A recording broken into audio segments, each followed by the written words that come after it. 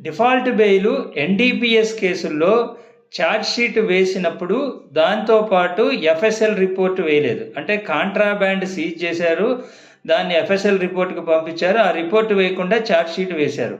అప్పుడు ఆ charge sheet with in the prescribed period of 167(2) కానివ్వండి, section 36A of NDPS act కింద prescribed లిమిట్లోనే వేశారు, కానీ ఎఫ్ఎస్ఎల్ రిపోర్ట్ వేయలేదు.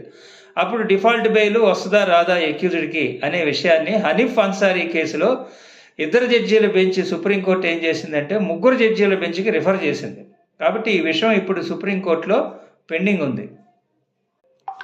ఢిల్లీ హైకోర్టు డిఫాల్ట్ బెయిల్ ఇవ్వటాన్ని రిజెక్ట్ చేసింది. అంటే ఎఫ్ఎస్ఎల్ రిపోర్ట్ లేదు కాబట్టి డిఫాల్ట్ బెయిల్ ఇవ్వండి along with charge sheet, F S L report లేదు కదా అన్నప్పుడు దాన్ని రిజెక్ట్ చేస్తే దాని మీద ఈ ఎస్ఎల్పి వేయటం జరిగింది. ఇప్పుడు ఇది లార్జర్ బెంచ్లో పెండింగ్.